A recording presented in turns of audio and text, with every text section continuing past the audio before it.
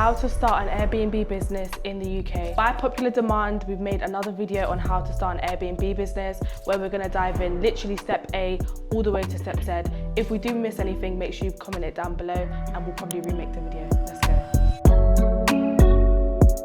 I know we done a video like this a couple months ago and a lot of you really enjoyed it and asked for more. So here we are today. We're going to explain exactly how we got started in our Airbnb business and how you can do the same. So for the viewers watching, Shana, they probably want to start their Airbnb business but don't know where to start. So what would you advise them to focus on first? I mean, sorry if you hear my stomach rumbling, guys. I haven't eaten. But yeah, I'd say the first step is not really something to focus on, but obviously if you first step, get the knowledge. After you get the knowledge, just open up your company. It doesn't cost much. It's literally like £70. Where do you advise to do it though? Because I know there's two different platforms. There's HMRC, like the Gov website, the Gov website. And then there's also, what's the other one called? Companies Made Simple. Yeah. So me personally, I do prefer Companies Made Simple. It's a lot easier and it's just, yeah, it's £70 as well. When I first got started, made the mistake of doing it the Gov way, and then I I just made so many mistakes. So Companies Made Simple, it honestly is simple. So yeah, it really dumbs it down in the most nicest way. Cool. Step 2, what do you do? I'm new to Airbnb, like where do I get started? Okay, so you've got your company, you're probably thinking, what now? Bank accounts, you need your business bank accounts too. I know this is a basic thing, but it is an important step as well. We do advise Monzo. It's cheap and cheerful. Yeah, it's not even cheap. It's like £9 now. Yeah, it's just easy to navigate. It's easy to set up. Yeah, and just Monzo for life, sponsor us. Yeah, cool. Step 3. Step 3. Okay, you've got your business, you've got your bank account. What do I do now? I'd say start looking for properties. Yeah, as easy as it sounds. I'd say if you haven't, master your pitch first, but then eventually you'll do that just by calling landlords and calling agents. So the pitch is definitely important. I mean, a lot of people probably don't know what pitch is, because not gonna lie, when I first was brought into the property space, I didn't really know what anything was. So how do you know what pitch works and what pitch doesn't? Yeah, so me personally, I feel like I've got used to kind of saying the same thing on the phone. So I always say in my videos, number 1, try not to mention, in the initial conversation, I don't know how you feel about it, but in the initial conversation, try not to mention the word Airbnb. I feel like you can be more truthful, more honest once you get to the viewing, but just get to the viewing first, because once you start oversharing on the phone, like, you confuse them, you lose them. So when you start like spilling, oh, I do this, I do that, it's like you're just overwhelmed. The landlord doesn't know you. You're just overwhelming the landlord. So there's a way you have to word it as well. You have to be very particular with how you word it and smart as well.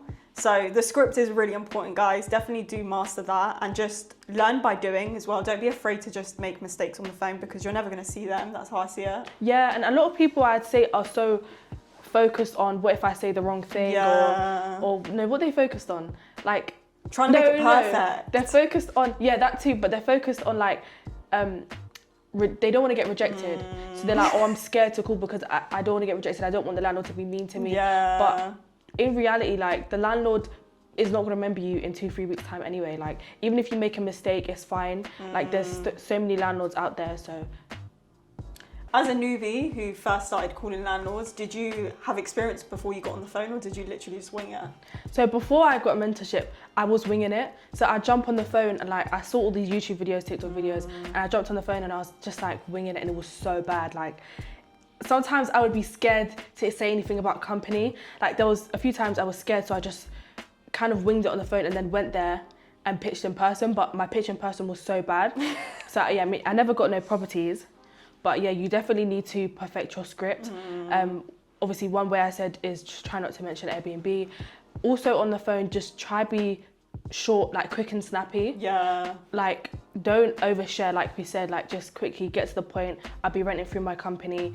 When can I view? And then just try and get the viewing. The viewing is the most important thing for me. I feel like they get to see who you are. Like, people buy into people. 100%. So if you, on the phone, they don't really get to sense who you are. So quickly keep it short on the phone, short and cute, and then at the viewing, that's when you can actually show who you are. Because I always say, when they start cornering you, get it out.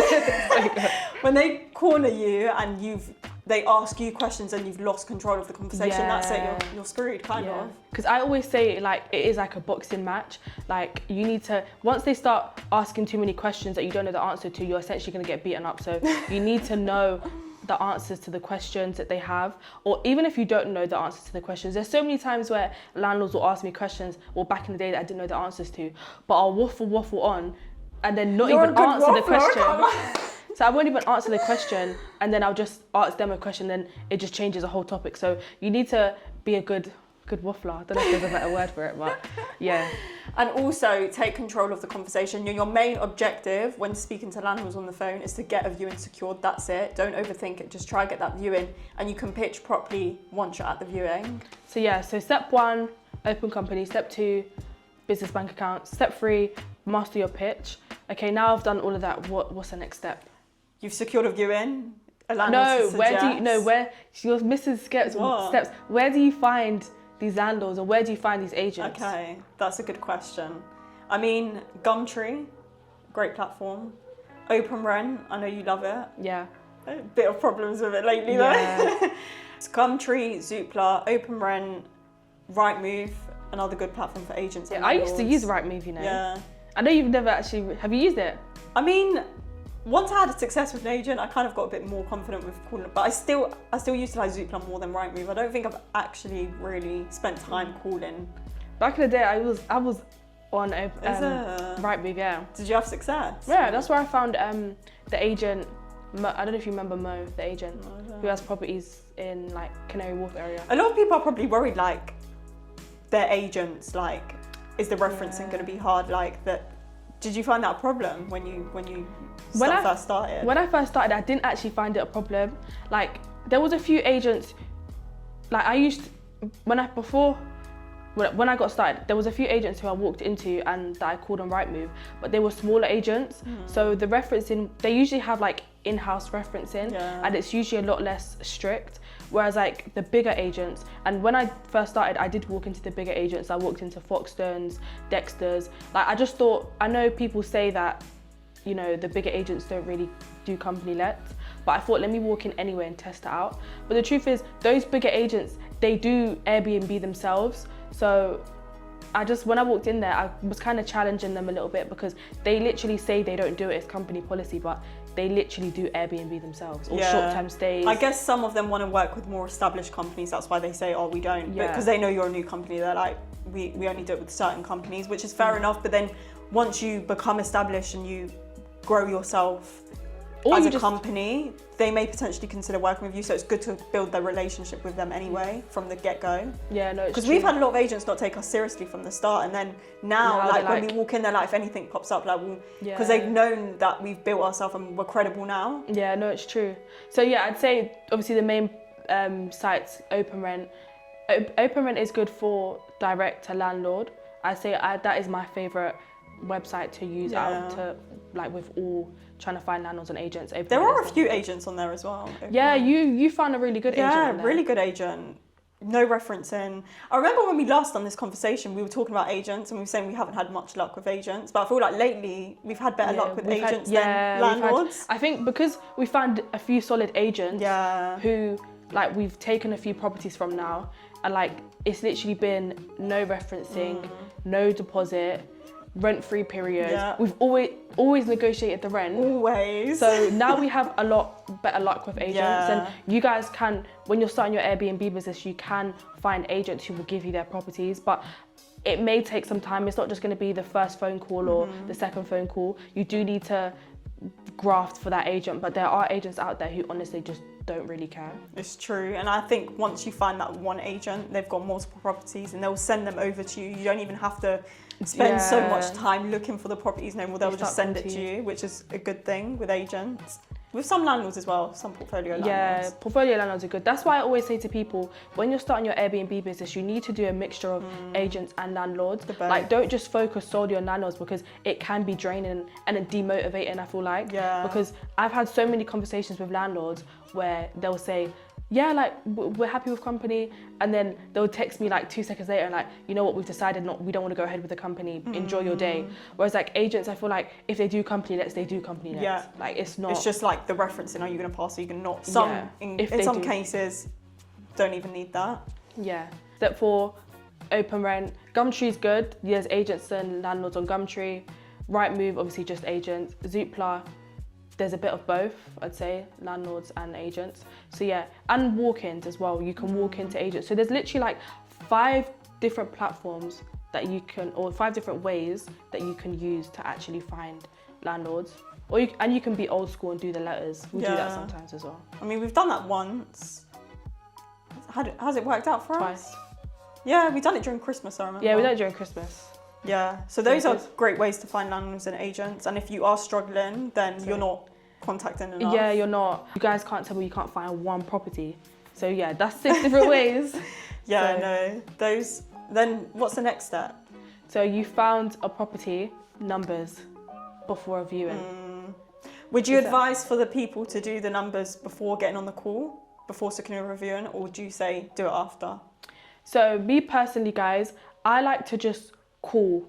I would say, obviously you share your opinion after. I would say there's no point doing the numbers before you call because you don't know what the landlord or the agent's gonna say. It's best to just focus on doing the calls, and whoever says yes, then you do the numbers, so that obviously when you go to the viewing, you know how, if you need to negotiate, you know like the certain terms that you need to like agree with the landlord.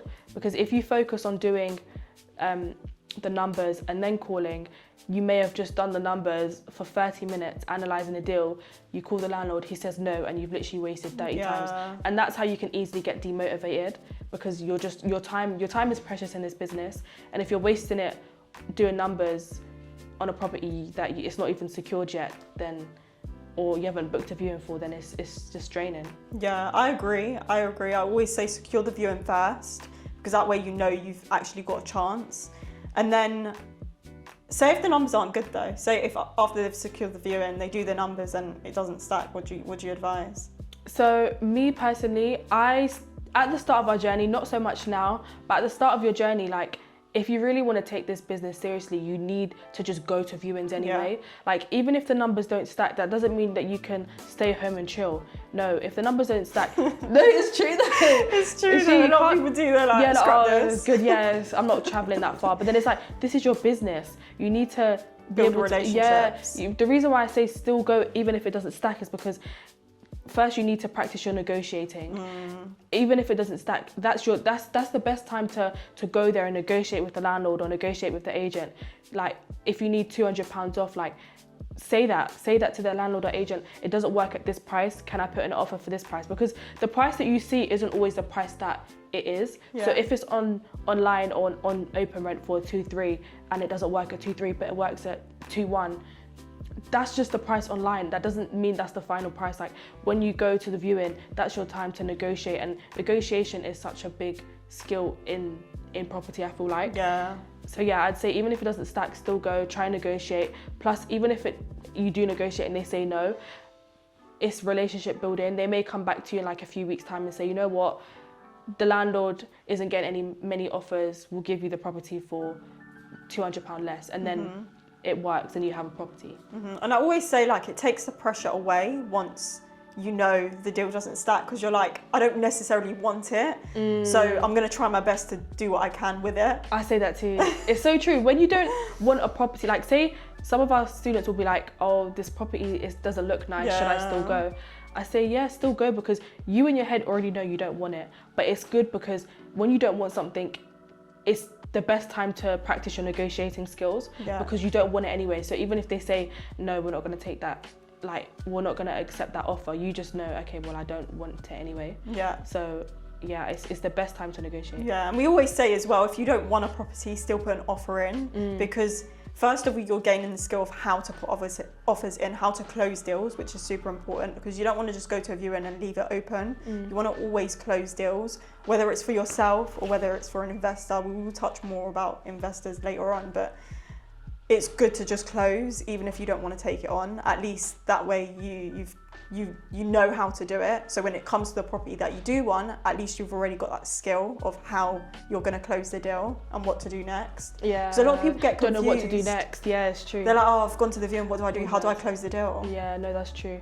So yeah, we've touched a bit on obviously doing the numbers before the viewing. Yeah. So I have to make sure I get that correct. Doing the numbers before the viewing. I always say, like, when you go to the viewing, it's really important to look for potential works that need doing in the property. So have a look around, like genuinely just look at the property. Don't think so much about, oh my God, what am I going to say to the landlord? What am I going to say to the agent?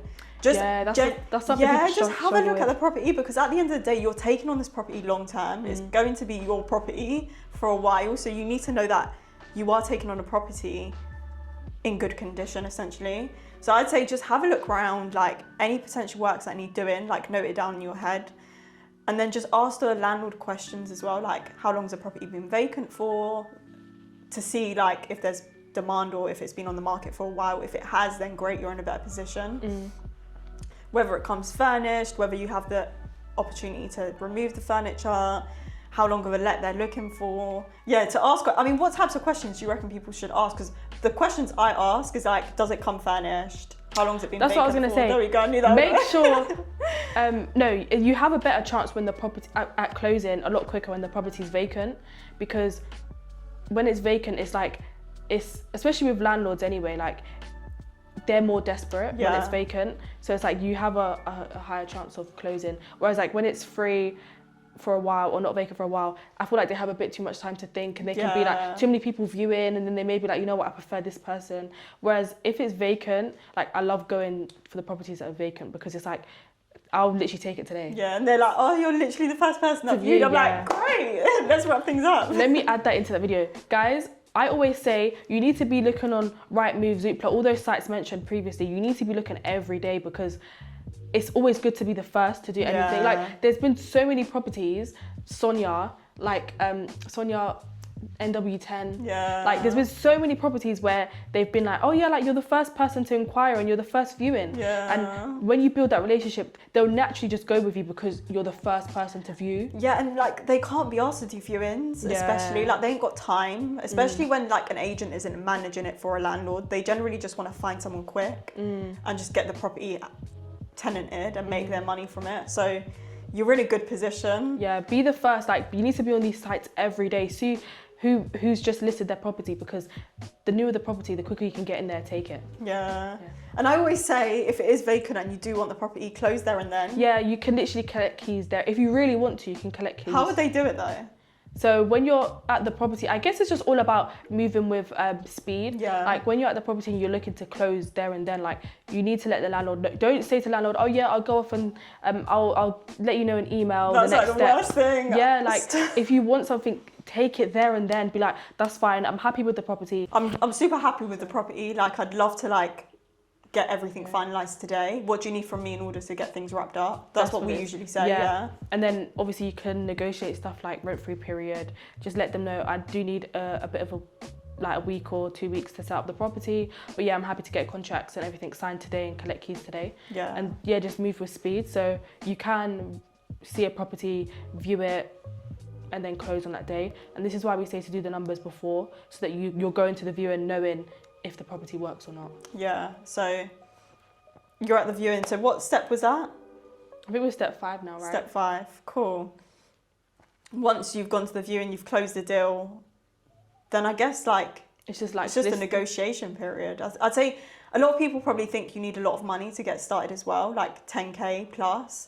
But like, what can you negotiate to really lower that startup cost at the viewing with the landlord? So one thing that we always try to negotiate, like every single deal, is no deposit. And a lot of people feel like, but why would a landlord do no deposit? Like, you're literally taking care of their property, you're guaranteeing them rent, so it's like, why wouldn't they want to do no deposit? Or if they do no deposit, if they're not happy with no deposit, you can do deposit replacement, which is a lot better. It's basically 1 week's worth of rent, but it's still good for us as companies, because if we have 10 properties, we don't want just like deposits in 10 different properties. Like, it's just not convenient, especially if you want to scale. Like, you can use that money and put it into another property. So it's like, if you have 5 properties and like there's deposits in every single one worth of £2,000. That's 2, 4, 6, 8, like 10k just sitting there not doing anything. You can use it more efficiently. So definitely negotiate no deposit. A grace-free period obviously lowers the startup cost as well. And a lot of people don't actually know this, but you can actually ask the landlord to buy some furniture. Yeah. Like, I know we done that, and he bought all the beds. Yeah. And like, you can actually ask for stuff. Like, you don't need to necessarily buy everything yourself. Like, just ask. Like, there's no harm in asking. If you don't ask, you don't get. 100%. And I always see it as, back to the deposit as well. I just wanted to add something. You're not a normal tenant. You are a company, and you've got to let them know that. You've got to let them know that as a company, you do upkeep the property. You don't come to them with problems. You don't want to just say all the benefits for you. You want to let them know the benefits for them, because at the end of the day, they don't care about you. Yeah, they don't. They care about themselves and the what property you have to offer them and their property. So you've got to let them know, like, the deposit replacement insurance will cover you as a landlord if you are going with a company. And I always say, like, just send them the link, because of whatever your deposit scheme you want to use, because they'll be able to sell it better than you do anyway. Yeah, that's true. So next is obviously listing the property. Yeah. So you've got this property. The most important step. Yeah, the most important step that for my first ever property, I did wrong. I did that so wrong. I literally listed it after I finished staging. We kind of done that with our first property as well. Yeah. Second one we didn't, but the first one we did that as well. Yeah, because we set up within 3 days. Yeah. But we wanted to have the pictures first. And the truth is, you don't need your property to be staged to list it. You can just list it. We say, if you know, like, you're getting a property in like the next few days, I always say you can just list it before you get the keys, or on the day that you get the keys. That's what we teach our students, and that's what we obviously do as well. List it as soon as you can, because it allows you to get more bookings. So yeah, that's 100%. I'd say, I think we're on step 6. So that's what I would obviously do. List it as soon as you get it. In terms of professional photography, what's your thoughts on that? Just as a booker's perspective, I'd personally go off the pictures. Yeah, I agree, because obviously we do stay in hotels and Airbnbs, and a lot of people who book your hotels book your Airbnbs have been to other Airbnbs, and I feel like the first 5 pictures, like, they need to be the photos, because otherwise people are not going to book. Like, I think the photos are probably the most important thing.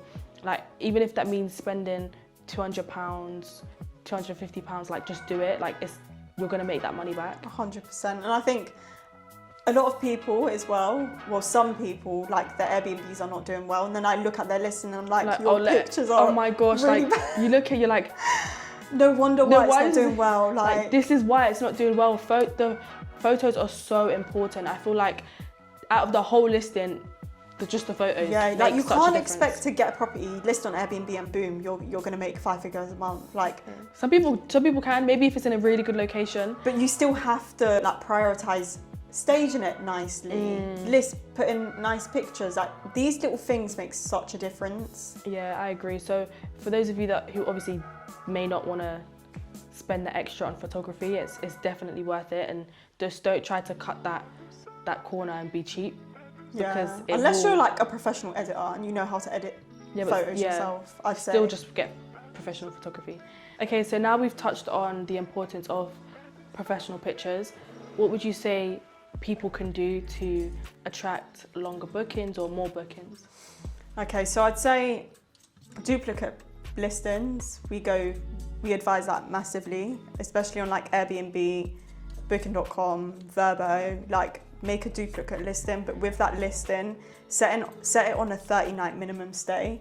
So that way you've got one listing that's like 2-night minimum. So if people do want to still book, they can for 5 days, 7 days. But you also have a calendar that's open for potential people who are looking to book long term, and that's essentially better for you because it's less money on cleaners. So if you do get a booking that is long term, I'd advise to take that one and then just move the others around. Yeah, no, I agree. I think that's really good. I also want to touch on Verbo, because not many people know about Verbo, but what's your opinion on Verbo? VRBO for people who don't know.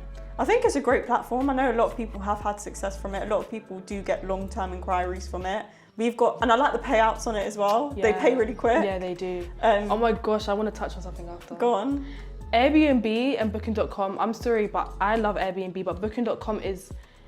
The pay is... The payout, number one, the pay takes so long for Booking.com, and just navigating Booking.com is just so overwhelming. Yeah, it's a bit confusing. Yeah. You've never really liked it. No, like Airbnb, I'll happily list 100 properties on Airbnb. Like, it's so quick, it's easy, I've figured it out, but Booking.com is just so... But the good thing though, like once you've listed on Airbnb, you can just sync it. Sync it, yeah, and sync then your it calendars. automatically like creates a listing on Booking.com as well. Yeah. So you don't have to like... It's just, just going Navigating on posts, Booking.com, just going on it, it's overwhelming. Like, you have to sit there for a while to do that.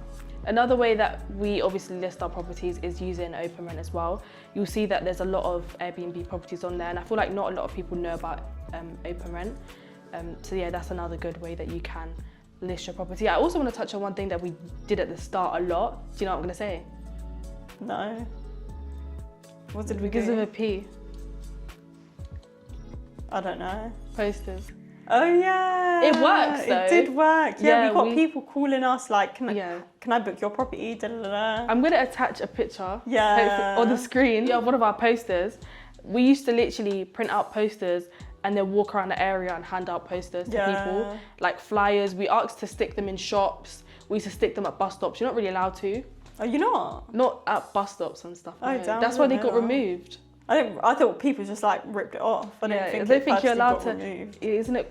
There's a word for it, but you're not actually allowed to like stick your stuff on certain places anyway. Especially bus stops, you're not. Well, we've done it. We've done it anyway because who's gonna? Yeah, we just want to advertise our property for free. Yeah, well, it wasn't free. It was like £20 to print off like 50 leaflets. And for people who want to do that, where did you get the leaflets from? Canva. Was it No, Pinterest. Vistaprint. Pinterest is crazy. The Vistaprint. Yeah, Vistaprint. Easy to navigate. Just create a design on there. Oh, I mean, we could touch on like systemizing. Yeah. See, guys, I got your back. Systemizing. So like, systemizing is so important. I can't lie, because it gets tedious after a while. Yeah. So in terms of like messaging guests and like any emergencies, how would you handle that? I love my VA. I love my virtual assistant. Get a virtual assistant. They're so cheap. Someone from the Philippines. There's a website that you can use. What's the name of it? Onlinejobs.ph. Onlinejobs.ph. It's a great website to find people from like the Philippines. You can get them to message all your guests. So whenever you get like an inquiry or a guest message you like silly questions, not silly, but... No, some of them are silly. Yeah, we've had a lot of Wi-Fi questions. And in terms of prices, how much roughly do you pay for your VA? So we do overpay her a bit. Yeah. $5 an hour, just because... We love her, and you need to treat people right. Yeah, and I think... We do love her though. Yeah, we do love her. So it's roughly like $3 to $5 an hour. Some will ask for less, $3, but we're okay with $5, it's not a lot. She does part-time, so it's not like... Well, at this point she does full-time. Yeah, now she does, but like at the start, if you have like 1 or 2 properties and you don't need much for her to do, I'd say like get her to do a couple hours a day. Especially if you are working, it does really help, because during working hours, you may not be able to like go on your phone and respond to certain guests. So at least you know during those hours, you have someone to respond to guests, because with Airbnb, you do need to make sure that your response rates are very quick and high, because it does affect your listing, and it does essentially will make you lose guests if you don't respond on time, because they'll just find another property. So that will really help you.